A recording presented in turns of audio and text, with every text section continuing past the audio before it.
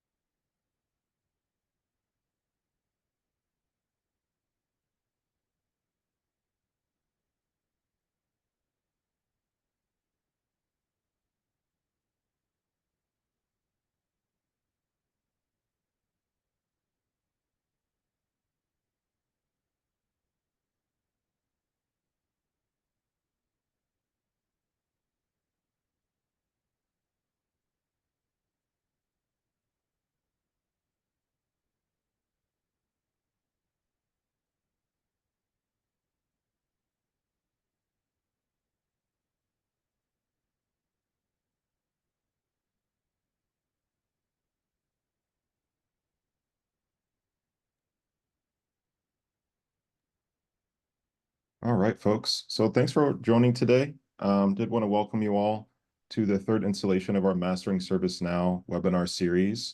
My name is Zach Coel. I am a member of our Service Operations Solution Consulting team here at ServiceNow. Really happy to have you guys on today. I did want to take a second and introduce our speakers for the day. So leading the webinar today, we have one of our very own Solutions Consulting Service Operations team members. And he really has made it his mission since joining ServiceNow to create great relationships with coworkers and with customers since he joined about 3 years ago. He is an expert in all things ITOM and an expert in all things milkshakes. And it's my privilege to introduce Kyle Steffen. Yeah, thanks, Zach. And then I'll let you keep also, going there. yeah, thanks. And then also joining us today, we have a representative from one of our elite partners, RapDev. He is an ITOM all-star, and he knows ServiceNow really like the back of his hand. Please welcome Matt Morris, who will be closing out our webinar today. Hey, thanks for having me. Yeah, thanks for joining. And lastly, before I hand it over to Kyle, I did just want to call out here that today we do have our whole Service Operations SC team helping with Q&A. So as you're listening to the webinar today, and if you have any questions at all, please feel free to reach out to us through the Q&A feature. It helps us keep track of your different questions and then follow up on those. And then it helps other people see the questions you're asking as well. So please utilize that if you do have any questions. But without further ado, I'll go ahead and hand it over to Kyle to kick off our session. Awesome. Thanks, Zach.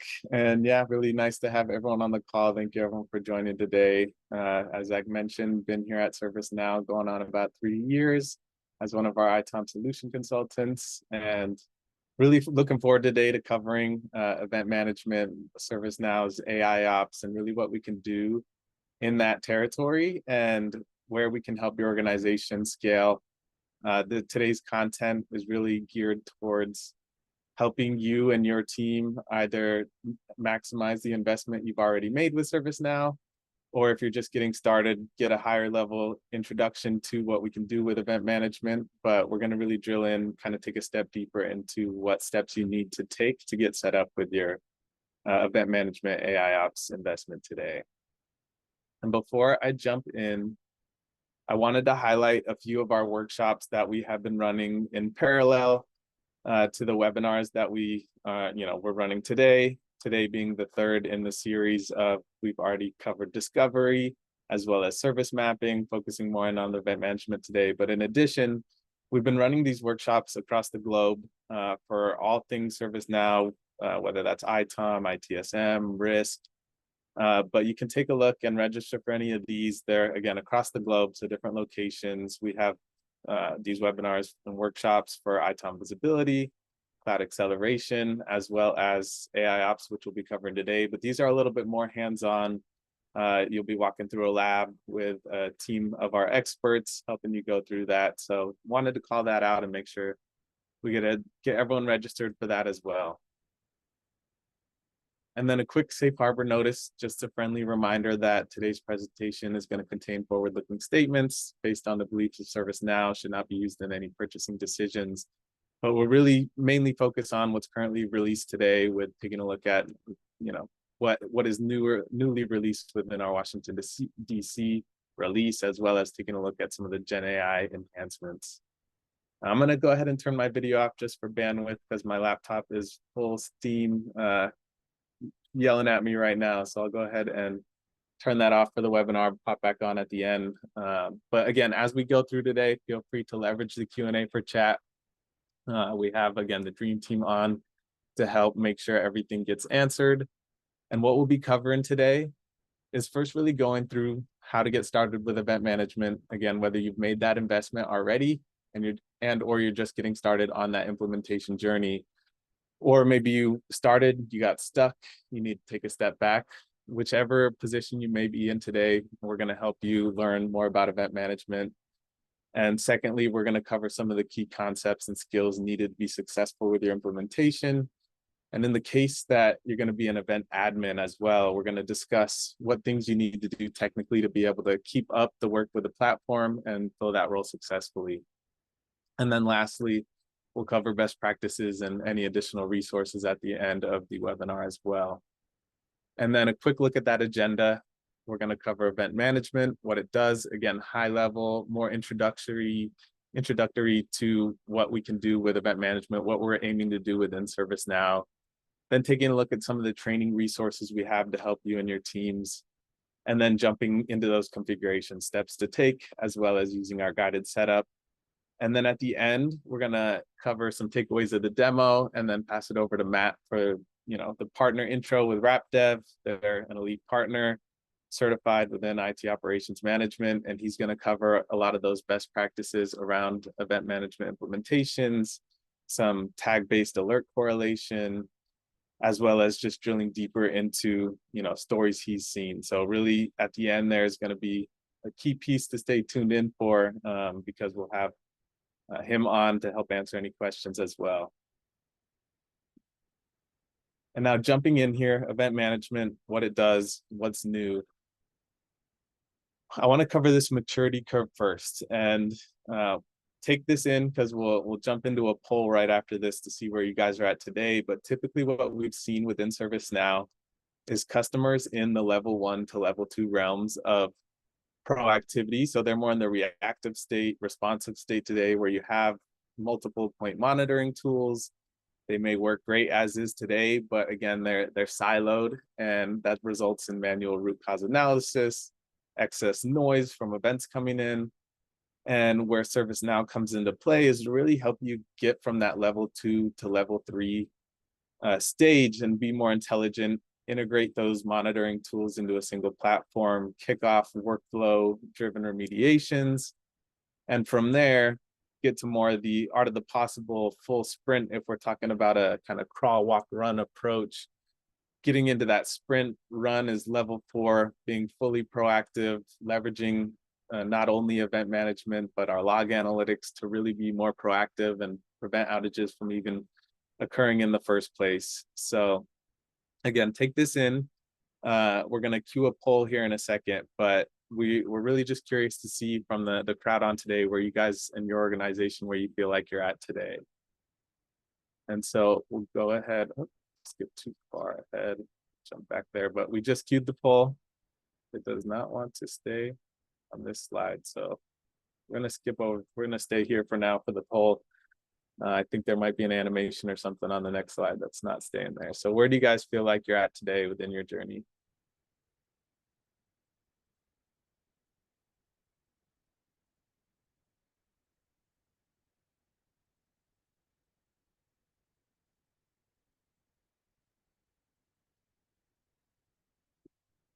A lot of good answers coming in. We'll leave it up for another few seconds or so.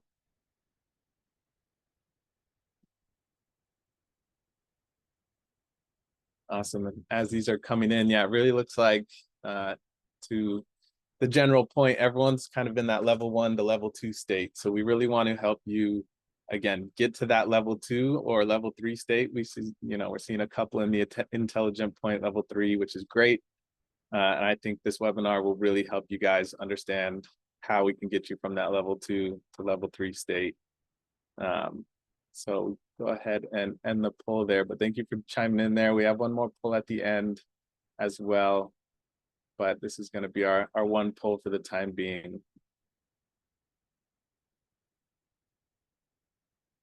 Just sharing those results. Looks like everyone's, pretty even split between level 1 and level 2, with a few being in level 3, which is, again, great. Let's change that after today's webinar, make sure everyone's in that level 3 realm. And so again, what's new with ServiceNow and what we're aiming to do, I'll cover first the what's new and then jump into a little bit more of what is ServiceNow. But this is the product evolution that we've seen over the last 3 years. And we'll share these slide decks out, or we'll share this slide deck out a few days after the webinar. So don't feel like you have to write all this down. But what we see a lot is customers who have experience with ServiceNow and possibly even ITOM event management specifically, but from 4 or 5 years ago. And just at that point, a lot has changed. And just calling out a few pieces here, we see from things like in Tokyo, we added in the ability to process multiple event rules at a single time, eliminating the queuing of event rules. From Utah, being able to do alert clustering using alert tags. So again, Matt from our RapDev will go ahead and dive a little bit deeper into that towards the end. And then within Vancouver, we introduced the AIOps experience, which combined a lot of the dashboards we had already created into a single experience with our integration launchpad, express list, and our AIOps dashboard, which we'll jump into in the demo. And then in Washington, D.C., the newest feature I touched on earlier is Now Assist for ITOM. So really introducing Gen AI for alert summarization as well. All things we'll cover in the demo, but just wanted to highlight the product evolution over the last few years. And to the point of the AIOps user experience, it's a single dashboard, single pane of glass to allow you to quickly navigate through all the different facets of ITOM. And it's really intuitive. It will allow your subject matter experts to view all the alerts on a real-time list that has an infinite scroll. And while your operators are analyzing the alerts, they don't have to leave that list view. It's all in that single pane of glass. Again, when drilling down into that information, it'll just add additional tabs within there. And it'll ultimately reduce clicks, reduce mean time to resolution. And those alerts can be actioned on within the list as well to remediate, bulk action to close, acknowledge, assign to specific users. So a lot of functionality there within the user experience. And this helps tie not only ITOM into a single pane of glass, but it ties IT operations management to IT service management as well, with incident change management, allowing your team to have this single pane of glass. And then with the Gen AI pieces with Now Assist, I'll show this in the demo as well, but where Gen AI comes into play, I'm sure a lot of you have leveraged some sort of Chat GPT, Gen AI today. But if not, what it is it'll take that heavy alert jargon that's not really simple to understand and summarize that into human readable explanations. You can see the little demo there. Again, I'll demo it on a bigger screen, but we really just wanted to add that in to give your teams, again, more components to make better data-driven decisions and understand alerts quicker as you're going through and managing everything within event management. And then jumping more to the approach that ServiceNow takes with event management and IT operations management overall, it really all starts with helping our IT folks handle the overwhelming amounts of alerts that they're getting from all the monitoring tools and aggregating that data to make it more manageable and actionable, so that they don't have to spend time sorting through data and that's not quickly helping them to determine the root cause. So we want to give you those maps. Again, if you had the opportunity to attend our discovery and our service mapping webinars, then you have a good idea already of how we can start to map out your critical application and business services and identify which configuration items support a particular service. And then when we come in here, we can start to pull in those alerts, bind those to the services, and help you quickly determine root cause and quickly restore services. And so really the big focus here, again, bringing all that data in from your existing monitoring tools, and then more importantly, aggregating it, making it manageable and actionable by the time it reaches your operators. And this will save a tremendous amount of time that your teams would normally spend deciphering log data, trying to decipher through events and emails, trying to figure out what's actionable or what's actually critical to get resolved ASAP. And so that's really the goal here. We just want to be able to quickly get that big picture of what's happening in our environment and have the ability to remediate it with a lot of our out-of-the-box workflows as well. And then so you can start to achieve a lot of these outcomes you see, from improving service availability to improving customer satisfaction and improving agility within the business. And just taking a step back here, I really like this slide because it paints the picture of a car dashboard. And when you're driving in your car, you want to be notified of what's critical within that car. And you don't want to be notified every time your window gets cracked open or the wrong song comes on the radio, but you need to be notified when you have an issue with your engine and or low tire pressure and or your car's overheating.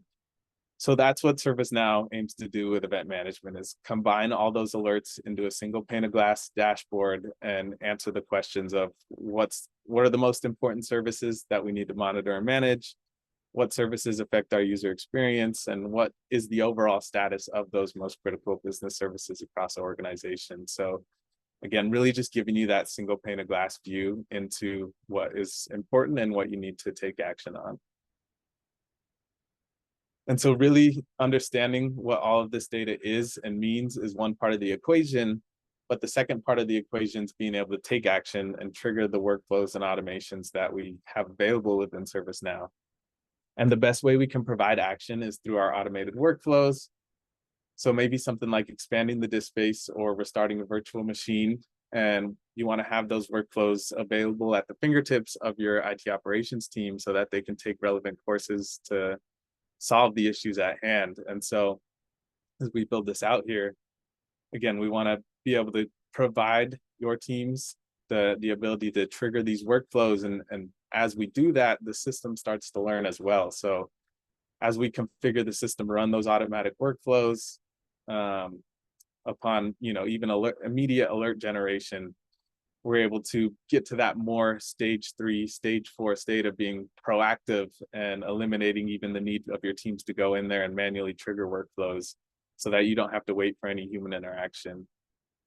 And as you go through this process, the system continuously learns, and you can help the system learn by setting up specific alert criteria, which we'll take a look at a little bit later in the presentation around machine learning and the capabilities there. But that final piece is the continuous improvement. So as this knowledge accumulates over time, not only is the operations team learning how to leverage the system and these workflows, but the system's actually learning from itself. And this is detecting which remediations and workflows were most successful and where. And our teams are learning the system, and the system is learning your environment. So it's a hand-in-hand effort to make sure your teams are feeding the system accurate, healthy information, and the system's going to continuously learn and pump that information back to your teams as well to help you be more proactive and intelligent when it comes to remediation. And then when we talk about more of the architecture behind event ingestion within ServiceNow, again, to the point of our previous webinars, we covered a little bit more of things like our service graph connectors, which are out-of-the-box connections to help ingest asset data into the CMDB. So on top of those service graph connectors, we have our event connectors. And what you'll see here is with our event connectors, we work with a lot of great partners to ingest this data into ServiceNow. And what I'll call out here is there's multiple different ways to pull this data in. So one, you can leverage our ServiceNow pre-built connectors, pairing that with the mid server, which is, again, if you're not familiar, just a lightweight Java application that gets deployed beyond the firewall. And it acts as the liaison point between your environment and the ServiceNow instance.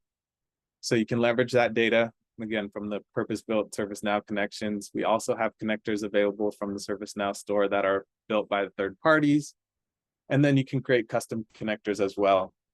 And the last piece being leveraging our ServiceNow agent client collector, which you can leverage for discovery. You can leverage it for monitoring as well as log analytics. So different capabilities all built into a single agent Just really, re-emphasizing you have a lot of different options here when it comes to connecting your monitoring data into ServiceNow's event management solution. And regardless of which method you choose, as the data is coming into your instance, it's being normalized so that we can sift out any redundant, unnecessary messages. Just for example, we may have 1,000 events coming in from SolarWinds. We want to reduce that into maybe 10 events that we need to take action on. And we can correlate and group those even further into one actionable group of alerts as well. So we'll see that, how we can get that set up as I go through the demo. But again, high level, this is the architecture here. And the final piece there is we're binding these alerts that are being created to the configuration items within the CMDB to give you that business context, and again, give you that bigger picture of what is happening in our environment, how critical it is, and then being able to have the remediations all within that single platform. And then when we talk about machine learning, there's, we talked a lot about the noise reduction already, but we really want to just keep driving the importance of it, because so much time is spent sifting through events, and that's essentially money lost in time and service outages. And so there's 4 different kinds of machine learning I'll walk through real quick here. The first being temporal analysis, and you can think of this one as the artificial intelligence and the machine learning that we're leveraging in the background to find the different patterns that have come in over time, and then look at those historically and logically group the alerts into the groups of alerts that are related, so that they're all telling the same story. We know which alerts are related. That's going to be the temporal analysis. And then with the topological analysis, again, this one's still more on the machine side. This is where the CMDB comes into play, and using CI-based patterns, you can think casual relationships. So for example, if a server goes down, it will take a look at all the other configuration items that are dependent and related, that rely on that server, and create an alert based off of those dependencies. So that, let's say there's 15 dependent CIs on that server, we're going to create one alert for each of those CIs as secondary alerts. So we're not just creating a bunch of primary, P1 alerts, but we're creating one alert and then secondary alerts related to that server. So we're really using the relationships and consolidating the alerts in that sense and setting up that hierarchy.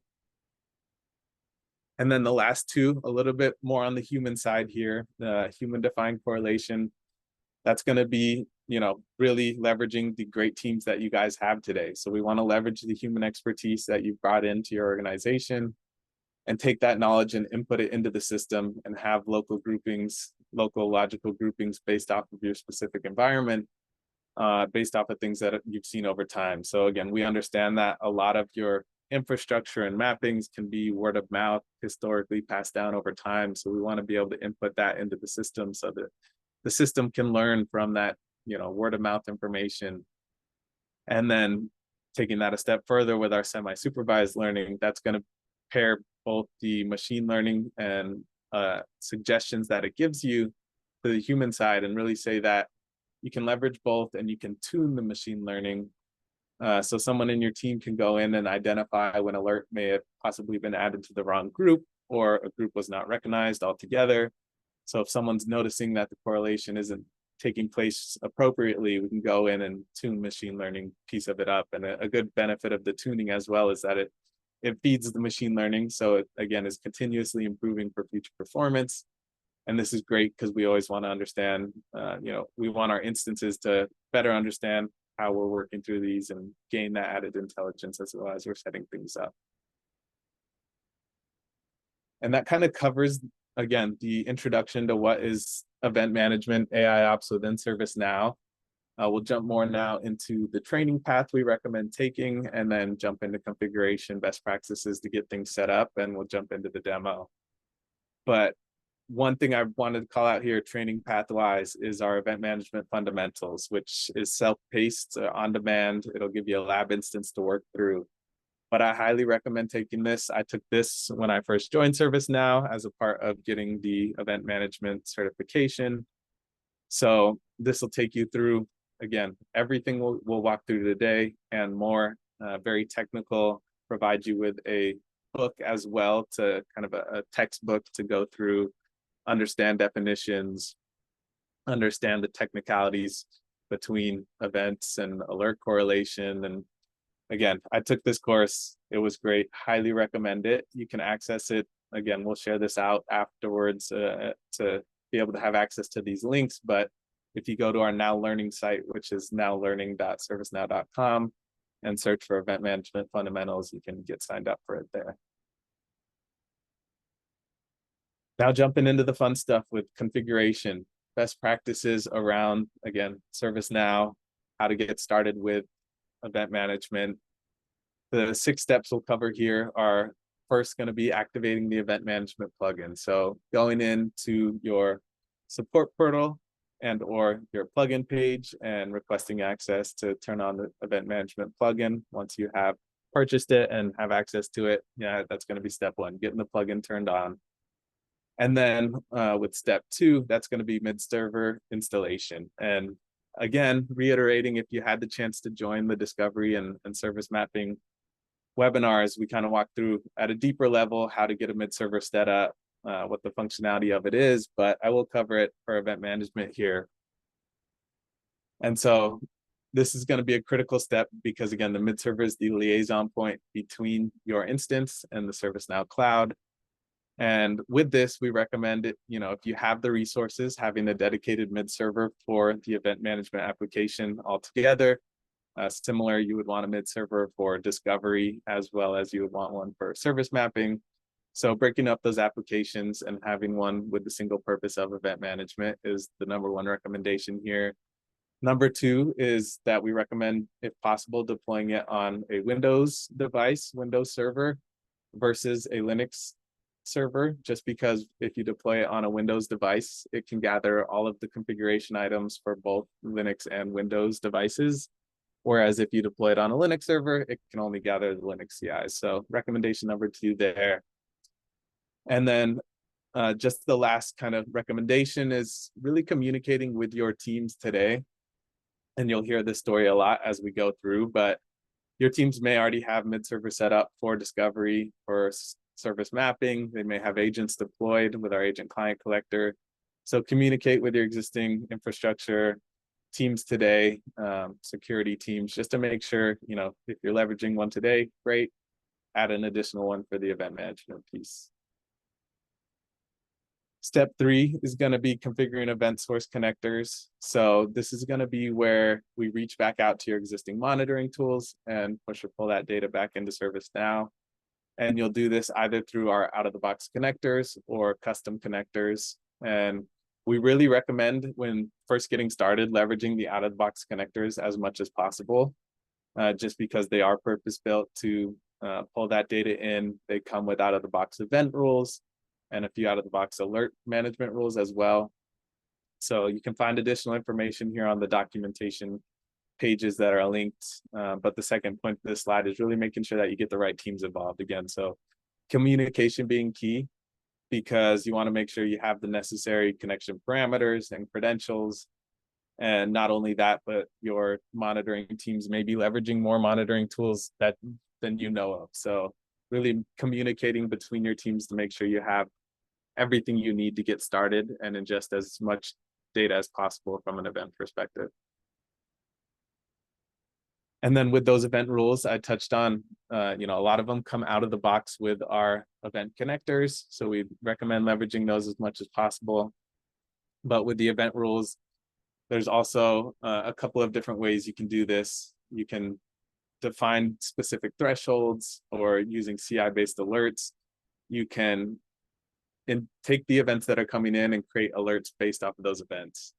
And so that's where it's going to really contribute to the noise reduction. And another best practice here is just, again, leveraging the out-of-the-box rules. And I've said that a million times already, but really want to emphasize that because it is going to help you set up for success as quickly as possible. But again, as we go through this process, and I have a slide at the end that kind of paints a picture visually of what we're walking through here, but the whole goal is to ingest all those events, leverage our event rules to then create the actionable alerts. And then from the alerts, then leverage what we'll see here within our alert management rules to kick off automations, trigger the workflows that we'll see.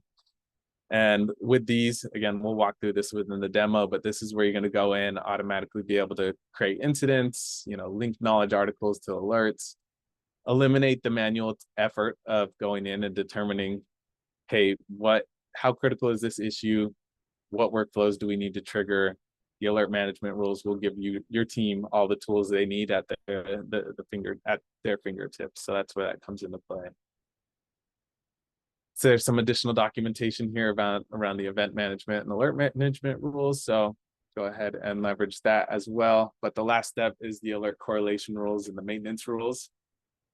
And again, with Matt on the call as well, he's going to cover a little bit more of the alert correlation, tag-based correlation at the end. But we've gotten to this point where we've ingested the events. We've determined that we needed to create an alert. We have that alert, and then from there we want to correlate that alert even further. So again, let's say we get 10 actionable alerts. We want to group those alerts and give your team one group of actionable alerts. And so, for example, the server goes offline in your organization, you don't need to see all the additional alerts that show that the virtual machines or applications are running on that server are also down.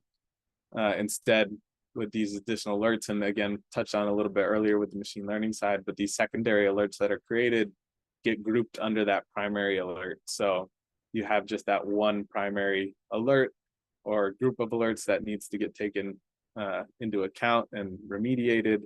And then as we go about closing out that primary alert, it'll subsequently close out all the secondary alerts. And then with the maintenance rules, you need to set those up as well. And you can simply set which specific CIs are in a maintenance status, and this will help prevent any false alerts or unnecessary alarms in the operations workspace. And this is going to be critical because if something is in a maintenance status, you don't want to be alerted on that if it is down. But if something is actually down and not in a maintenance status, it's obviously going to be more critical and needs to get taken action on. And the final piece here that just wanted to call out, but by default, any configuration item that has an active change window is automatically marked as being in a maintenance status. So this is another great reason why having IT service management and IT operations management on a single platform is so beneficial, because we're able to tie those pieces together. And then, as promised, from a visual perspective, we're able to see those steps of, again, ingesting the events from either push or pull connectors, web service APIs, SNMP trap listeners, email parsers, taking all those events in, again, from your existing sources, leveraging our event rules to determine, do we need to ignore these events and not create an alert, or actually apply the transformation and create an alert off of it? If so, we're going to leverage our event field mapping, kind of step 4.5 there of the system doing its work to map out that event into an actionable alert, and then leveraging the alert management rules to identify, hey, is this a new alert, or do we need to update one? From there, what workflows do we need to trigger automation-wise? And then leverage our machine learning correlation to correlate and group those together, bind them to the specific services that we'll have mapped out, and get that knock operator type view. And I'll take a pause here just for a quick water break, but then we'll jump right into our demo.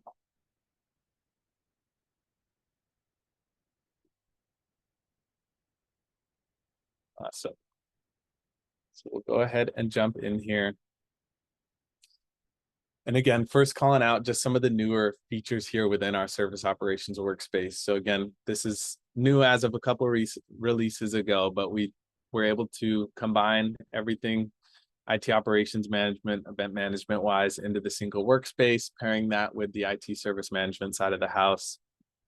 And if you've seen one of our team's great IT operations management, service operation management demos already, then you'll understand working through this workspace, which, we have great recordings. If you do want to dive a little bit deeper into this, please reach out to your account team or to the Q&A and let us know. But we won't spend too much time here today because I want to focus more on the configuration setup side of it. But this is where you can go in, see your services, sort by things like business criticality, severity, location, drill into any of these services, and then you'll start to see, go ahead and close that out and refresh it. With our order status service, for example, so this is going to be, the order status on a website, but we need to understand the application tech stack that lays behind it within the service map. So given the entry point in our application layer, database layer, we understand what those connections are. And from there, as we're taking in these events and alerts, we're binding them to these configuration items to understand, hey, our Oracle database is red. We need to take action on that. We can drill in further into more of the table view and see exactly what those alerts are for this order status. Understanding that, hey, we have these related alerts coming in. We can see we have 2 groups of alerts. We can see the descriptions. And if we just jump into any of these, you'll be able to see where the Gen AI Now Assist alert summarization comes into play. Right at the top here, we have this alert. This isn't a great example because it's pretty easy to understand that disk usage is at 95%. But what you'll see is as it goes in and summarizes it, it gives you a quick summary and then gives you an analysis of that alert saying that this is critical, needs to be addressed immediately, gives you recommended course of action to identify root cause of the high disk usage and take the appropriate measures, gives you suggestions on what those measures could be to help, again, remediate the issue. And even just from the last few months that I've been demoing Now Assist, the summary has been enhanced and gotten stronger in terms of suggestions and remediation. So again, that's ever growing, but that's where the Gen AI comes into play within the alert summarization. And so again, just highlighting that we're pulling in all these events from different sources: Log Analytics, Lightstep, our ITOM agent, Dynatrace, Zabbix, vRealize. And again, this was probably from thousands to hundreds of thousands or tens of thousands of events that came in. We reduced the noise of those events, created what you'll see here, 14 actionable alerts, and then we could group those alerts even further into 2 groups of alerts. So really reducing the noise and giving your team the power to take action on these and could trigger different workflows and remediations. But the last thing, or not last thing, we have a couple more things to highlight here, but I did want to jump into our express list next, which again is that infinite scroll of all the alerts coming in for your different systems. Right now, there's no filter applied, so it's showing all my certificate expirations. But if we tune this and filter this out, we can say priority is urgent, and then we can see only our urgent priority alerts. We can expand, unexpand those. Again, this is going to be the same group of alerts we just jumped into for that order status service, but you can drill into them from here as well, see the associated incidents that got created with them, SLAs. So all that functionality within this express list. And this ties into the IT service management side of the house as well, where you're able to identify incidents and changes. Right now, we're just looking at our active alerts here, but all that functionality is within this express list. And then when we talk about setting up our event connectors and integrations, we have our integrations launchpad, which is definitely a feature I would recommend leveraging. We'll walk through kind of the manual effort of setting up the integrations as well, but this is going to give you access to all the out-of-box event connectors. You can search for whichever one you want to set up. Let's just leverage, say, Datadog, for example. Another monitoring tool here. You can jump in, give it a name for this connection. I'll just say test. Give it any tags or descriptions, assignment groups, and then jump in. I already have a test 3. We'll try test 4. There we go.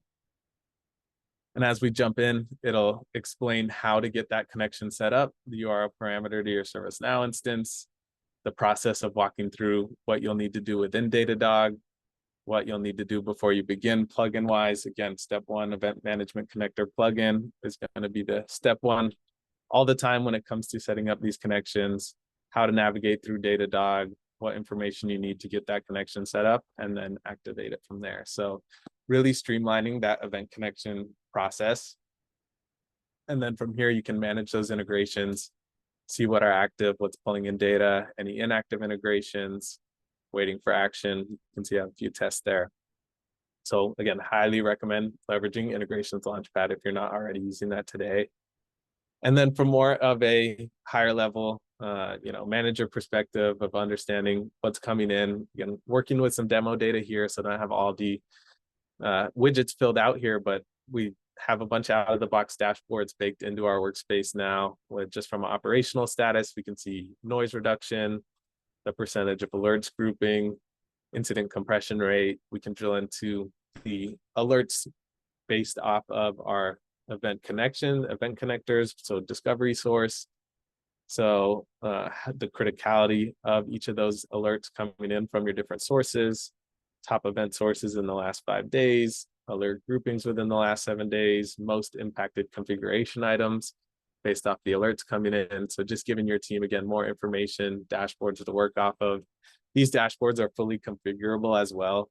But again, highly recommended these from more of a manager perspective to understand what's going on, what has been taken action on, what workflows have kicked off. A lot of power within these dashboards. And I'll jump into the connector definitions here. So now more so setting up these event connectors. If you're not leveraging the Integrations Launchpad, the process and from a more of a table perspective is drilling into the connectors here. I'll just jump into SolarWinds here, for example. And with these connector definitions, again, this is setting up that integration. So you can see we have a JavaScript connection here. We can preview the record of the JavaScript to run for this integration to pull in these events. You can drill into that record as well. You can set how often you want this connection to run. And from here, you'll give it the mid server, again, that liaison point to speak to be able to pull that data in. And then just taking it one step further with the connector instance here, you're going to give it the appropriate credentials, the host IP, and again, make sure there's a mid server set up. But as you have all this configured, credentials are put in, and these credentials come from our credential table. And you can drill into that record as well. You can go ahead and hit test connector, and it'll take about 20 to 30 seconds to run, give you a green light, say, hey, this is connected, and you can start ingesting data from this SolarWinds event connection. So that's where you can go in and get started to set that up. And then as we start to pull in the events, we'll take a look at one of our events here, and we'll just go ahead and group by event source here so we can get rid of all of our certificate monitoring ones. But you'll see we have, again, the different event sources coming in. Dynatrace, our ITOM agent, Lightstep, OEM, BeRealize, Zabbix. If we jump in just to any of these, we'll start to see what that event looks like. Again, these forms can be configured as well, but what we're seeing here is out of the box, the events coming in, raw data is being filtered into these event attributes. And at the bottom, we can see that we've already applied an event rule, Zabbix all, which we'll drill into in a second here of what that event rule does again. And then the alert is already bound to a configuration item based off of that event rule. And then we can see, and just one thing to call out here is the additional information. So as we're getting that raw data from the event, if it's not something that's mapped out to a specific attribute or field, we can still store that information in the additional information just for auditing, tracking purposes, make sure we have it as much information as we need to appropriately identify these events and take action on them. And I'll jump to the event rules now, where we're going to take a look at the out-of-the-box event rules here. So again, as we set up those connections to the event connectors, a lot of these event rules come out of the box, and I'll just filter here by Zabbix, for example, to see all these Zabbix event rules here. And these are all out of the box. Once you set up that event connection, install the Zabbix plugin, you'll have access to these. Not to say you can't create more, which you definitely should for a lot of your connections, or tweak or edit these. But we'll jump in here to Zabbix metric CPU. Again, could have clicked into any of these, but we just want to see how this event rule and this workflow takes place to make sure that we're accurately creating alerts based off these events. Starting here first with the source being from Zabbix. We have order 90, which is just the priority that this event rule has. And then jumping into the filter, we can see that from all those events being pulled in from Zabbix, we want to make sure classification is a metrics and the application name is CPU or performance.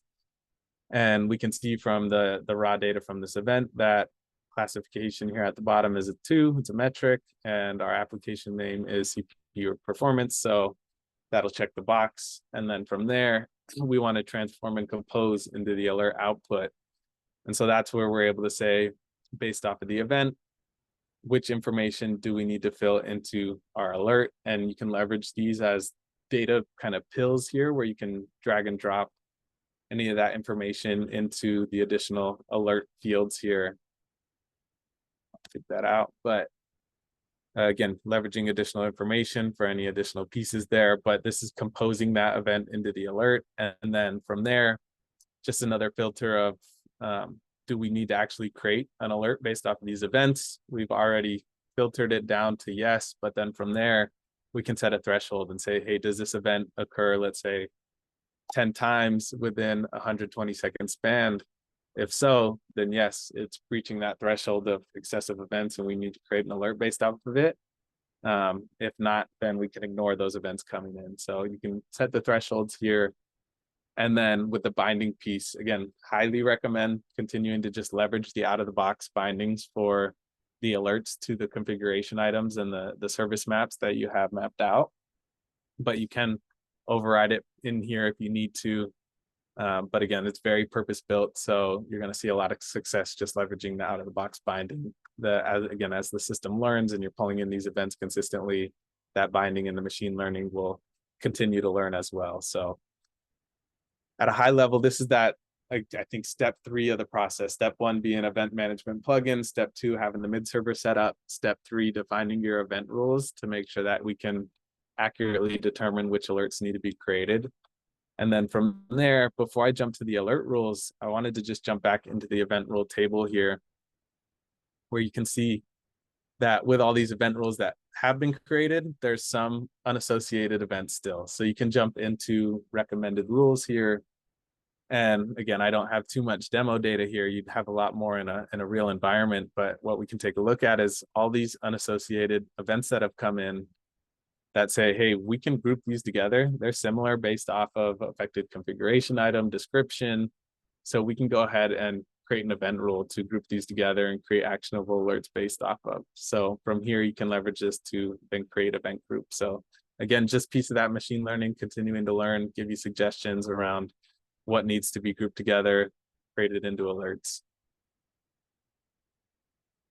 And then as we transition to the alert management piece, we have our alert management rules. Again, this is where you can start to really trigger a lot of the out-of-the-box workflows. I'll just jump into create incident on primary.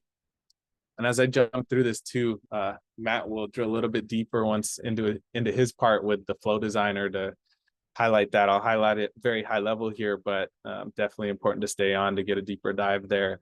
But as we jump in, again, we've created the alert based off the events, and now we want to trigger workflows and automations to, again, start to see some of those outcomes of reducing mean time to resolution, maximizing service uptime.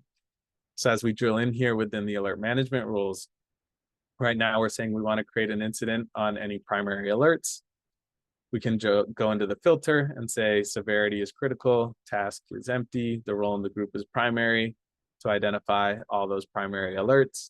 And from there, we can trigger the actions, which again are the subflows and workflows, this one being create an incident, and attach that to the specific alert. And so this again is tying to the IT service management side of the house to say, hey, we're automatically creating an incident, grouping that into this alert. And as we go about remediating this alert, we'll automatically close out the incidents. And I'll load up Flow Designer here, again, high level, and Matt will drill a little bit deeper into it. But the Workflow Studio and the Flow Designer is a platform functionality to give your teams the power of automation on a no-code, low-code IDE. And personally, I come from a programming background. And when I started to leverage this, I thought it was great. Just because how easy it is to add additional flow logic in here, make the connections you need and integrations, and to be able to kick off remediations and tie everything in the platform together here. So this will walk through the flow logic. And just for example here, In addition, you can tie into things like Teams and Slack and Outlook. So, maybe as we go about remediating an issue such as expanding the disk space when, the Windows server is exceeding a certain amount of usage and threshold, we can just send a notification to say Teams and ask, hey, do you want to go ahead and approve this workflow to expand the disk space? We have these alerts coming in, and you can one click trigger that remediation from, say, a Teams message, which is pretty powerful, considering the very easy effort it takes to create these workflows and tie everything together within the platform. And I'll jump back now to kind of recap the slides real quick and highlight the guided setup as well for event management here. Last piece before passing it off to Matt, but with the guided setup, it'll help walk through everything we walked through today, and it'll kind of give you the checklist you need to make sure everything has been completed. And it's really just a facilitated UI that'll give you the exact steps, and again, hold your hand, quote unquote, through the process to make sure you check all the boxes and have everybody engaged and all the appropriate teams communicated with. And this will be a huge benefit too if you're newer to ServiceNow or have less experience navigating the platform, just want that additional assistance getting started. And so again, it'll start to really help you achieve a lot of these things in green here that are out of the box best practices.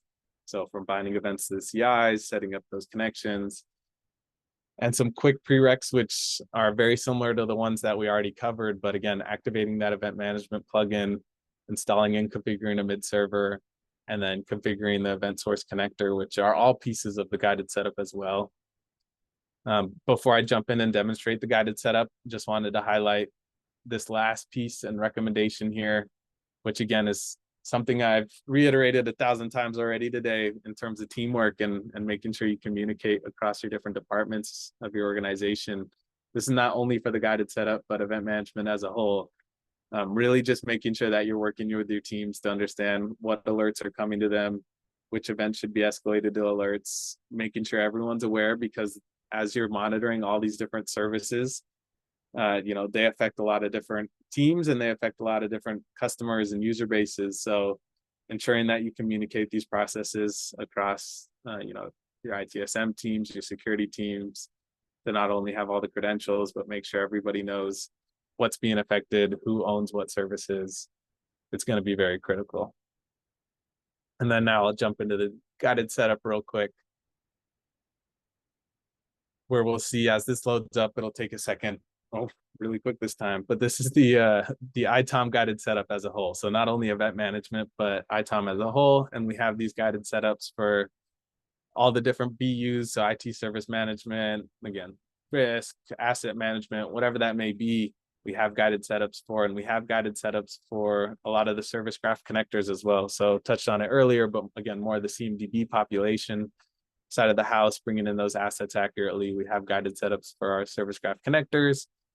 And what it is, again, the facilitated UI. So it'll tell you a maturity model here, seeing that phase 1 is visibility, populating our CMDB, discovery, leveraging service mapping, kicking off automations, and then phase 2 being triggering a lot of the monitoring, root cause analysis, leveraging service ops dashboard, expanding the automation capabilities, with phase 3 being even more automated remediation, service delivery, cloud management, self-service. And as you drill in here, you'll see step-by-step actions on what you need to do. Again, these can be checked off. And I do want to call out that this may look very simple, something you could find in a YouTube video or a docs page. But as we drill into, let's say, the mid server, for example, where the magic really happens is the ability to click into configure on any of these steps, and it'll take you to exactly where you need to be on the platform to accomplish that step. So for creating mid server user, took us exactly where we needed to be. We can fill out the password, username, create that mid server user. And just jumping back, same thing for like downloading and installing the mid server. It'll take you to all the links you need to download and install that mid server. And additional kind of magic here is the ability to assign out these tasks to either users or specific groups to ensure that everybody's held accountable for their different they're different steps along the process of getting ITOM implemented. Because we're talking about event management, I'll jump in here.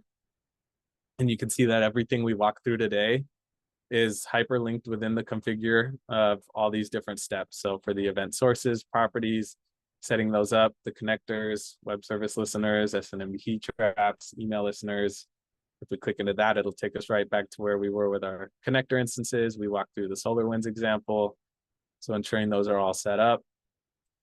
And then with the event rules, again, one click, it'll take us straight to our event rules where we have all of our event rules, the suggestions here, and we can mark these as complete as we go along. Again, assign those out to specific users to make sure they get checked off, helping with event field mappings, the correlation rules, alert management, flow designer, all the different pieces of event management consolidated within the guided setup. So again, highly recommend leveraging this. Just wanted to demonstrate this because it is something critical, something that we see a lot of our customers using. I personally have used it, again, for the service graph connectors I've set up to some of my lab environments.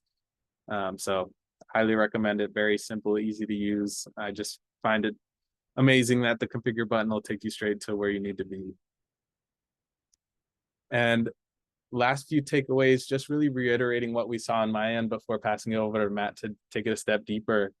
But we walked through setting up event management, getting the monitoring tools connected, whether you choose to do that manually or through the guided setup or our integrations launchpad, and really establishing proactive rules to help reduce noise and automatically remediate events. And have some additional resources here too that are hyperlinked within the deck. But Now Create is a great spot to leverage a lot of the out-of-the-box best recommended implementation sequences, process guides, starter stories. We have them for event management, for discovery, for service mapping. A lot of amazing resources here that I personally didn't know about until a few months ago. I had all the resources saved, but I didn't know where they came from. And now that I found Now Create, I haven't looked back. I leverage this every day for best practice resources here along the implementation journey. And then just some more overview ones of our ITOM health overview, our AIOps for Dummies book. That's not our specific, but it is ServiceNow specific. And again, I'm sure you've seen a lot of the Dummies books before and may be funny, but definitely highly recommend leveraging that. A lot of great resources in there.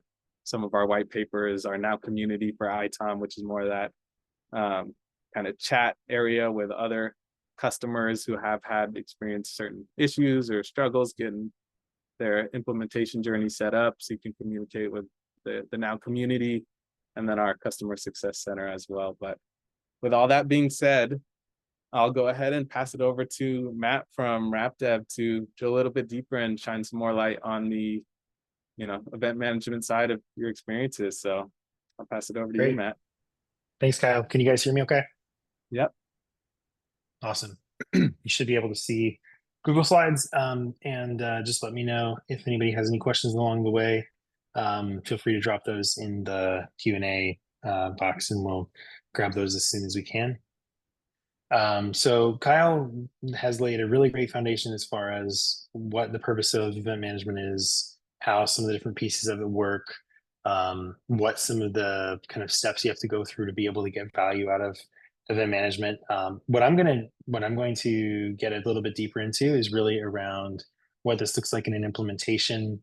What are some of the key areas that we see customers, needing the most help or looking for the most direction? And also some little tidbits and hints that can help you with being able to kind of expand or dip your toe into deeper advanced configuration and event management. So first of all, just quickly, RapDev is a ServiceNow elite partner. We've been around for about 5 years, I think now. And I met RapDev when I was working at ServiceNow inside the ITOM team, and have been blown away consistently all along the way at the level of detail, the level of expertise in the team at RapDev. So it's been a pleasure to be able to join that team and work on some really exciting projects with some ServiceNow customers who are pushing the boundaries of what's possible in ServiceNow. I think if we want to summarize quickly what is RapDev known for, it's engineering. maybe said 3 times, right? And it's deep engineering to solve real customer problems, including, deep automation, meeting customers, users where they are, being able to work out of, Kyle touched on it, like work out of Teams or work out of Slack, um, be able to have deep integrations to your CI/CD pipelines. RapDev actually helped to build the DevOps plugins for change velocity. If you haven't heard of that, it's basically a way to connect all your CI/CD tools and all your DevOps tools into ServiceNow. And we've had a lot of success. We've done a ton of projects. We tend to really do a lot of specialization in the ITOM space, as well as DevOps, which kind of overlaps into ITSM.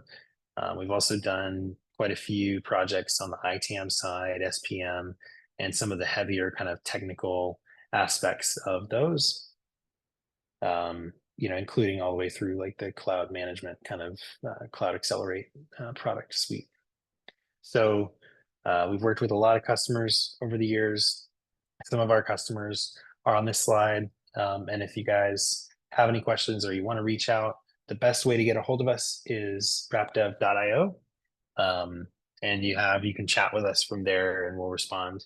And happy to, jump on a call or get an email thread going about what you're working on right now. And, just kind of see how we can help if it makes sense, or if it's something where you're looking for a little direction or whatever, let's hop on a call and figure it out. So today I'm going to be doing a demo that's kind of focused around 2 particular aspects that are connected to event management and the broader AIOps story. First of all, I'm going to show you tag-based alert clustering, which is a feature in ServiceNow event management that allows you to deal with alerts and group them in a way that is based on the data that's in the alerts and not necessarily based on any of the other methods that are out there for correlation that Kyle just touched on, like machine learning or CMDB relationships or CI details. You don't have to rely on any of that to be able to do tag-based alert correlation.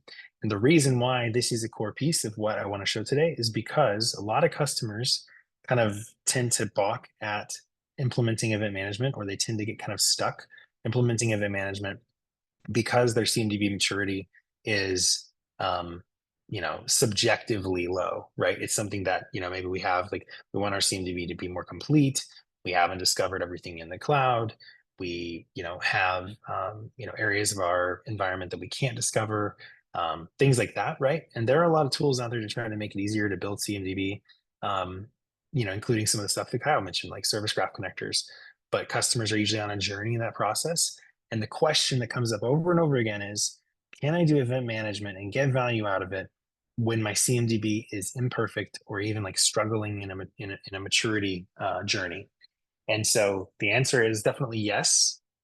This is a newer feature than some of the other features that are in event management, but it really helps with that.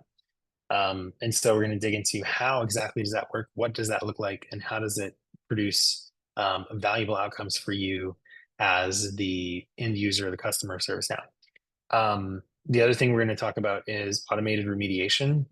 Kyle showed an example of a flow that would create an incident for you off of an alert, which is a necessary step usually, but doesn't necessarily do anything to fix the alert, right? And so that's what we're going to dig into today as an example of how we could actually fix an alert using automation that's built out and either letting a person push that button, pull that trigger, or else letting automated kind of remediation take place, where we kick off a flow automatically based on certain criteria. So we're going to dig into those things. First, we need to just quickly cover what kind of a system are we dealing with. We have a system here that is basically 2 Kubernetes clusters, which depending on your familiarity with Kubernetes, just think of it this way. We have two systems that are identical, and they're sitting right next to each other, and they can both take requests for our website. We have like an e-commerce website that we're able to log into. We can look at like the homepage here. We have products that are listed out. When we click on a product page, we can like look at things that we might also like, which is like a recommendations kind of service. So all this stuff is hosted in Kubernetes. It's running in a containerized way, which is kind of a more modern deployment method than, more traditional kind of monolithic like LAMP stack and stuff like that.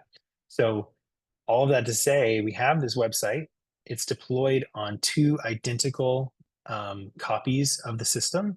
And then we have in front of it in AWS, this is all in AWS, but in AWS, we have in front of it an application load balancer that's helping to take requests when someone hits our website and split them up between the two systems and kind of bounce them one or the other, right? So that we can easily balance out the load of requests that we have coming among those two systems. The thing that matters here is that means we need a target group in AWS that lists our two clusters that we might want to be able to reach out to. And these say they're unhealthy, it's because AWS is doing a lot more advanced testing that has nothing to do with the system that I'm running. So we can disregard that in this case, but they are healthy. And as long as I override that, it will still route requests them. So it's not a concern for us. But all that to say, we have these two targets that are part of this target group, and the load balancer can then send requests to those hosts, the two different systems. And so inside those, that's where we're actually running Kubernetes. I'm not going to get too deep into this, but basically you can see like in this is one of the hosts. This is the cluster A. So in cluster A, we can see we have like a bunch of different services that are all running here. And I'm actually going to break one of them, the recommendation service. I'm going to break it in a way that triggers a bunch of different alerts to flow in. And I'm going to break it in a way where it's just constantly logging failures because it can't complete any of the requests that come to it. Once I break that, we're going to get some alerts, and then we can look at what do we do with those alerts once they get to ServiceNow. How can we respond to them intelligently? How can we group them to save time? And how can we get a better picture of what's going on through that grouping? So the first thing I'm going to do is just to kind of recap, right? We have a system like this. We have two identical ones that are running all these services. Those two systems are then being put into a target group. And the target group is sitting behind a load balancer so that when a user comes to my website, this load balancer decides to send it to A or B. An important concept later is if we have like A, for example, we're about to make unhealthy, we can let remediation remove A from the target group so that for that time period, while we're fixing A, requests only go to B, right? And that's what we're also gonna dig into a little bit down the road, just so you have a little picture of where we're headed. Hopefully that makes sense.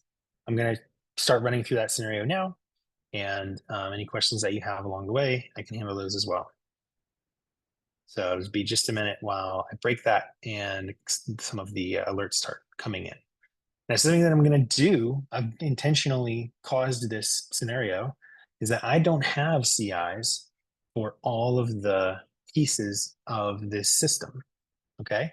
And in a case where, if we had CIs, these would be grouped based on those CIs and their relationships to each other from service mapping. They would be grouped into a CI group or a CMDB group, or else they would be grouped based on like their CI characteristics, and things like that. So I'm intentionally making that not the case in this situation, that they're not all going to have, not all the alerts are going to have CIs, right? And so we're going to see like what happens when those alerts come in. And then we're going to look at how could we have grouped them using tag-based alert correlation. So in this first run, we're not going to see the alerts all getting grouped. And it'll take just a minute to start flowing those in. We can see now we've already got a couple of alerts that are coming in. These are part of the same. These are part of the same system. Well, we have one that's come in. This is an issue with a mid server, which is separate. We have one that's come in so far. We can see that it actually did get a CI, which is great, and that's our recommendation service. And if there were any other alerts that came in that had this, related CI or the same CI, those would get grouped based on CMDB details. And so that's where those kind of features come into play. But in this case, since we're not going to have CIs on several of our alerts, it means that we don't have the ability to group them based just on CMDB alone. And so that's where tag-based alert correlation comes in. I'll pause there and see if there's any questions so far as we watch the rest of the alerts flow in.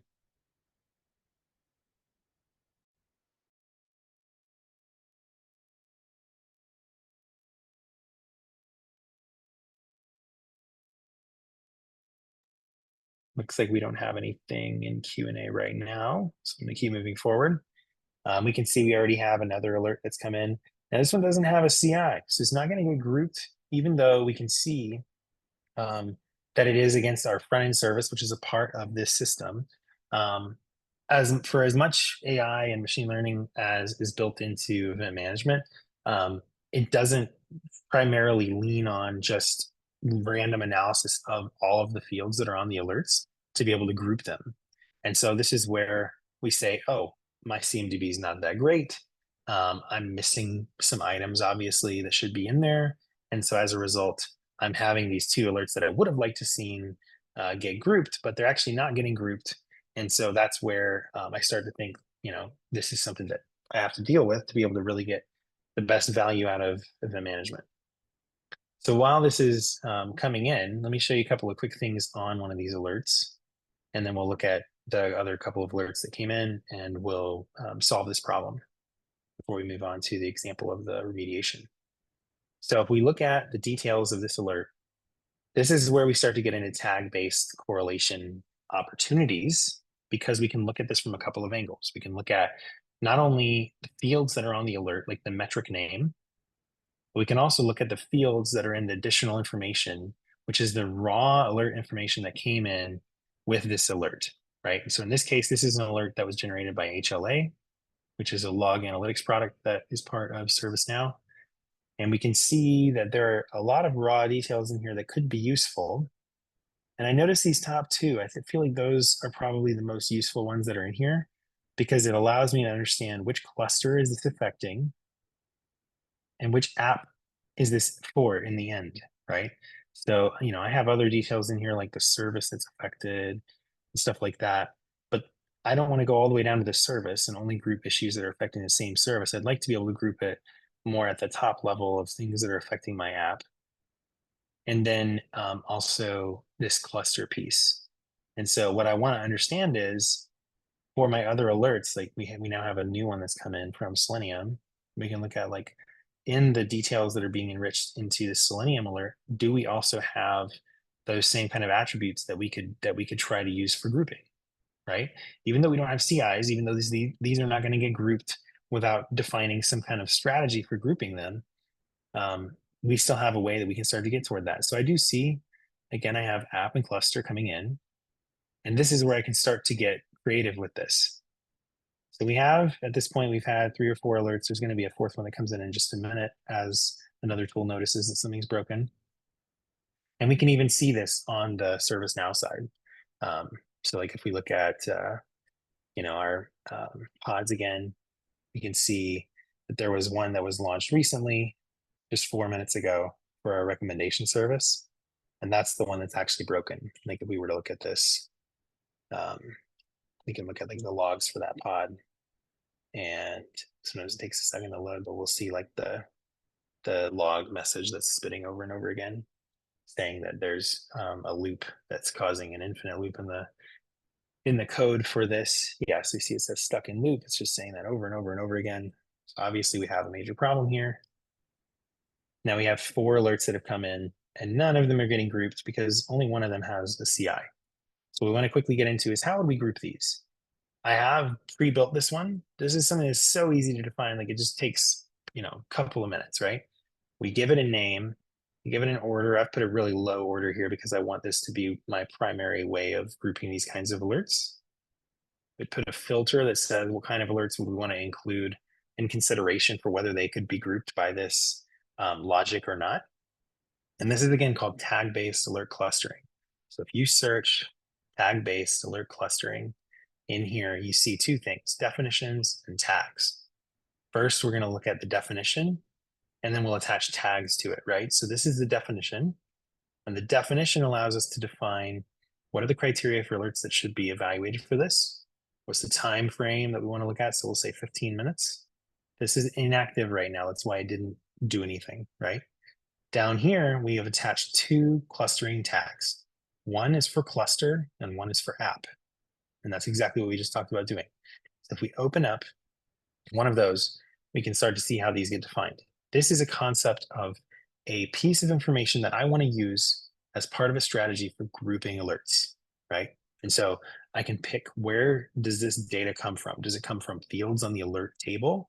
Does it come from, you know, uh, attributes that are part of that object and the additional info of the alert? Does it come from tags that are on the alert itself, which is a normalized tag kind of a thing? You can take this even to another layer of this, which is like normalizing tags that are coming from different sources. Maybe they even have a little bit different formatting. You can always sort that out too with this. You can look at the details of the alert CI itself, and you can look at the key value pairs that are on the CI as well. So that's what is referred to on CIs as tags. On CIs, there might be tags that are coming from like your cloud provider or VMware or whatever. Those tags you can even use for grouping to say, like, do they have the same app tag on those CIs? So that gets down to a little bit deeper use case than, I just don't have CIs.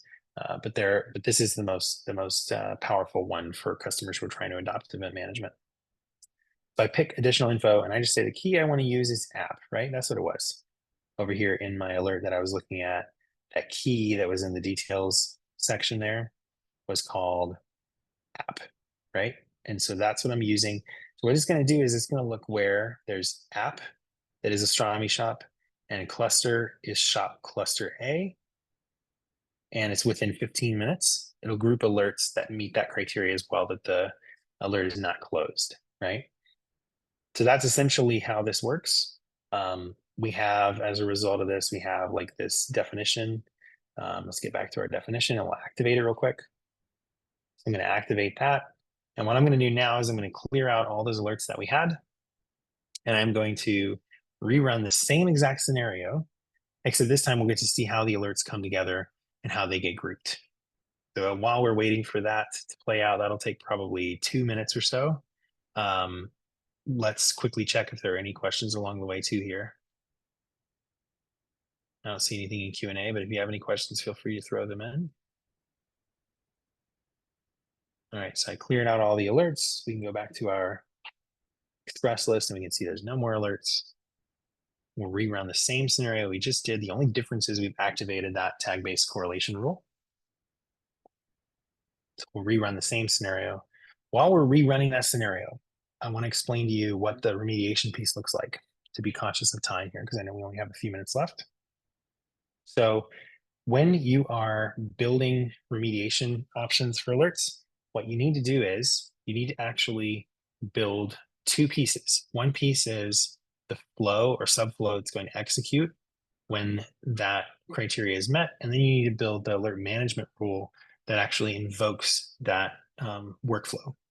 Okay, so first we can look at a workflow example here where we've done a new deployment of a service, a new version of a service, which is what we're doing here. We're breaking the recommendation service by rolling out a new version of it.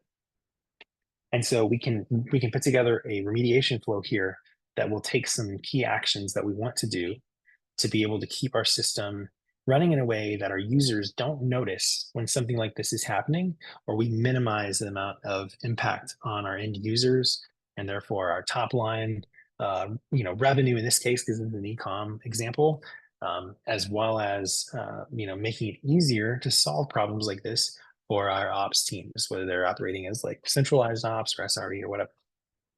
And so this is where we can see kind of the steps that we run through. So in this case, the only input that we really need to have for an alert management rule to call this flow is this one, which is a reference to the alert table, and it needs to be named this. This is like a code, a hard-coded variable that we need to have. And so we have to set up a variable that's named this as the input. It needs to be a reference to the alert. We don't need any other inputs from a required standpoint. You can add more if you want to. But when the alert management rule is invoked, it'll populate this with the alert that triggered it. And so that's where this becomes useful.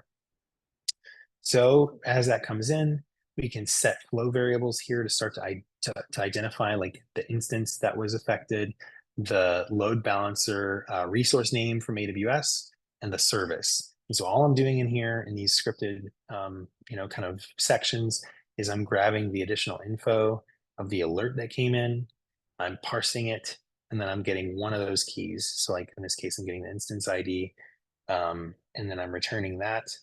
And same kind of thing for the others. We get those values out of the alert that we really need to be able to take action.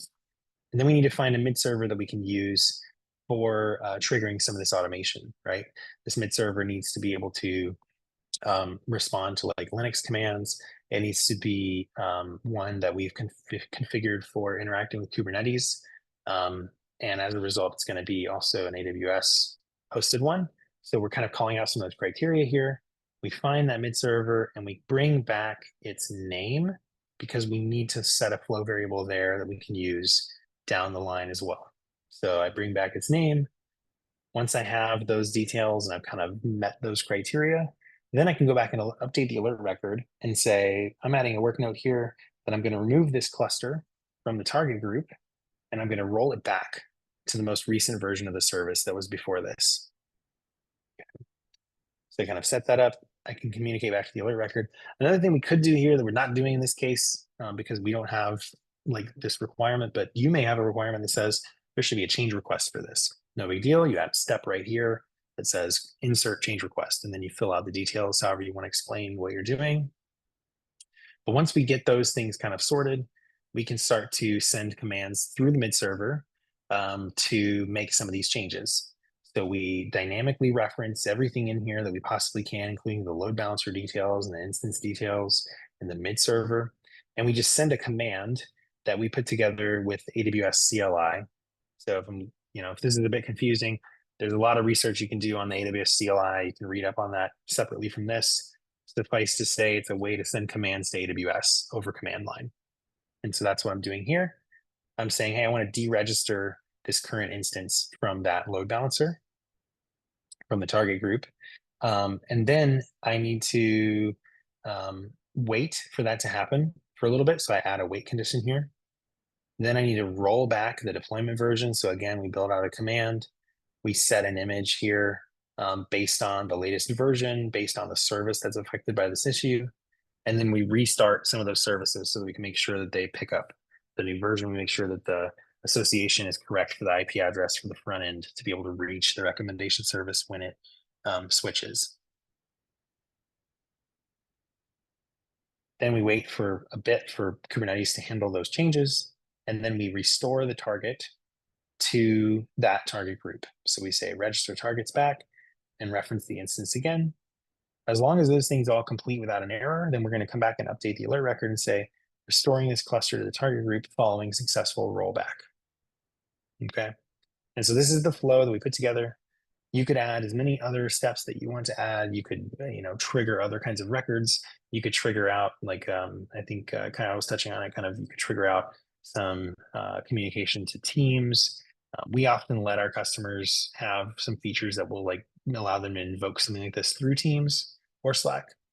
But in our case, we're just going to look at how would you do this in ServiceNow. So once we do that, we need to build quickly an alert management rule that will allow us to attach this to alerts as an option for us to trigger this flow. So that's what I've done here. We build out a filter where we can say, there are a couple of different criteria we use this for. And so I built those out. This one is the one that more applies to us, where we say, if additional information has a cluster and additional information has a service and the state is not closed, then we attach some actions that we want to use. And so those actions are the rollback service deployment flow that we just looked at. I'm going to let it execute manually so that I can control it and watch it happening. And I'm going to go ahead and activate this alert management rule now. So now we have some remediation we can actually use against alerts that meet this criteria. Let's go back and check on how things are going with our alerts. Check back in and see if there are any questions in Q&A. Don't see any right now. Feel free to drop any in if you have any. It looks like we have just one active alert, and it says it's a group. This seems very promising. Let's figure out what's happening here. So we can see, first off, the type of group that we're looking at is a tag cluster. And we can see its details here. We can see that it's going to have, some of the additional information that was from those other sources. The original alert that triggered this was that HOA alert. We can see the app and the cluster getting pulled in here. So that seems to be what is happening. You can actually see in the work notes what happened was these alerts are getting added because they meet the criteria of the tag-based alert clustering definition, that one that I just showed you. So what related records do we have? We have impacted services that are showing up here because of the one alert that did have a CI. We have 4 alerts in the group coming from all these different sources, and 3 of them don't have a CI. So they would have never normally gotten grouped before, but they get grouped now. And now we have this really cool opportunity where instead of trying to chase down each of these alerts separately and trying to figure out what they are, and having to maybe use the assisted summary for 4 different alerts, now we can look at a summary of this entire group. We can understand what's happening. And at this point, since we know that we made that change to the recommendation service and we made that deployment, we know that we should probably use that action we have, which is for rolling back the version change. So I'm going to say launch playbooks. Let me see what my options are to respond to this. That'll load the playbook button. And then we have under our playbooks, we can look at what our options are for being able to take action on this. So in this one, we notice that it doesn't have that ability, and that's because this is a grouped alert. So we need to go down to the original alert that triggered this, which was for the recommendation service. And we need to look at it here and see if we have the same playbook that we want to have down at that level. Because we don't want to execute it just at the group level. We want to look at, make sure we're on the alert that has the right service. There it is. And so again, just to kind of like establish this is broken. If we say, let's look at our pods right now that we have. Look at the logs for that one that that has the issue. So we'll say logs for the recommendation service pod. And we can look at that, and we can see that it's saying stuck in loop over and over and over again. That's because we broke it in a way that constantly logs that error. It takes a bit of time to respond because it's a lot of activity on these clusters. Let's try that one more time.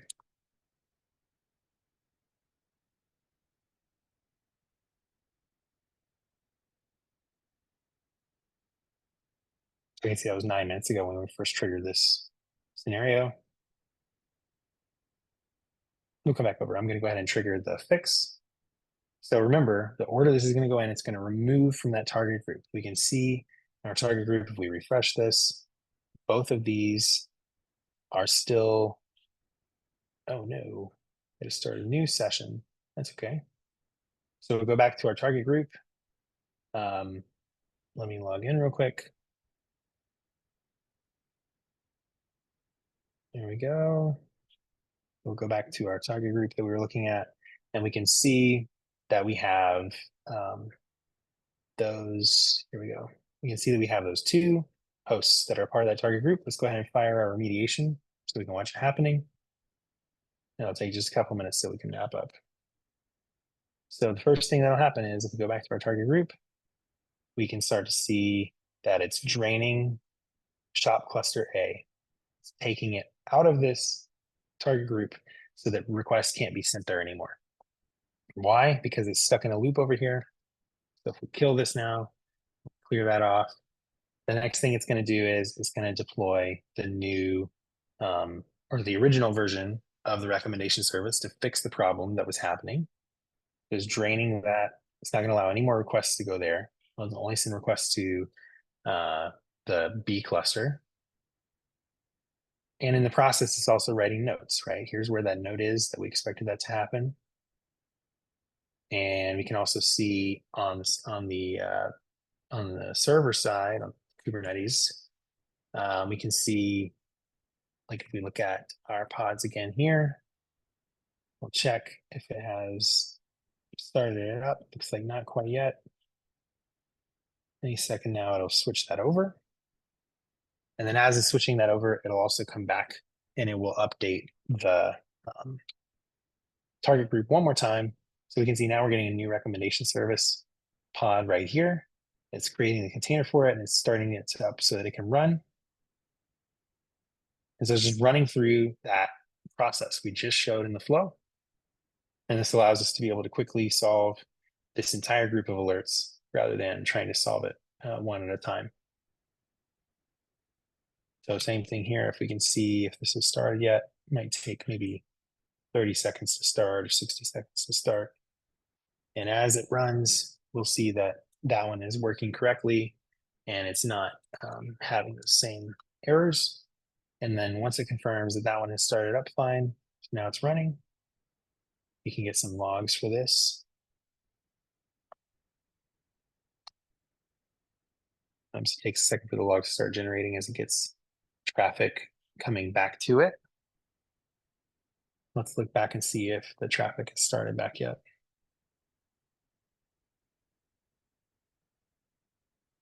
Yep, now it's initializing for both of them to make sure that both of these are part of that group. So now we should start to see some traffic coming through. Looks like we have a couple of warnings related to like export errors, which is fine because we're not exporting anything from here. And as it starts to get traffic, we'll see traffic showing up as well. It takes a little while for it to start flowing. Let's see, we have.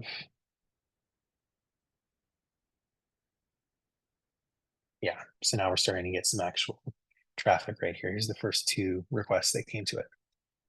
So in that way, we're able to close out the remediation. It says that it's been restored now, and we can go about kind of closing out the alerts and the associated incident to close out our story as far as remediating the issue and getting service back to normal, even though it wasn't disrupted for more than like a minute for our customers because of the remediation. So I'll pause there and see if there are any questions as we wrap up.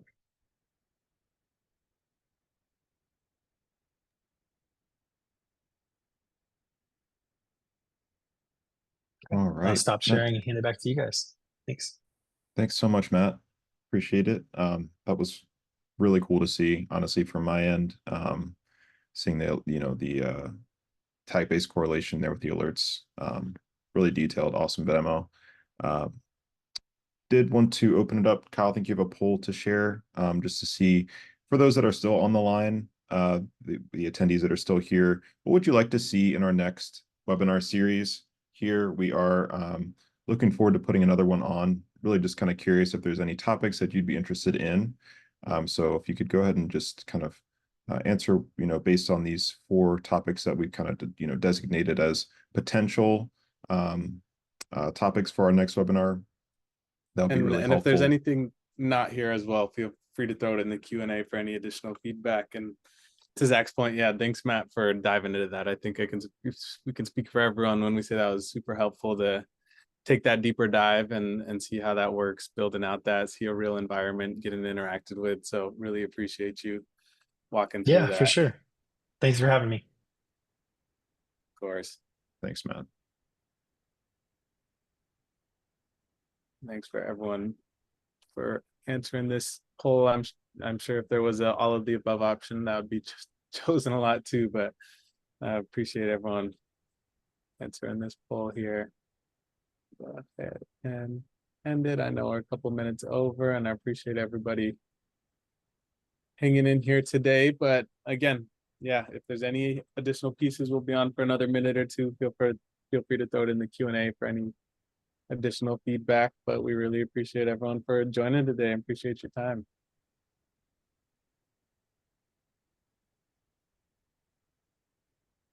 Thanks, everyone. Thanks, everyone. Appreciate it.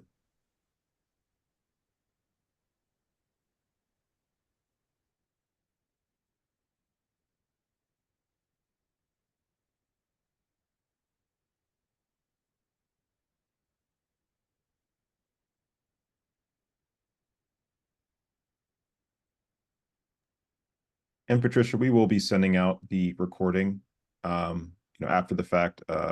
It should be in a couple of days, but we'll send out the recording to everybody. Thanks for your question.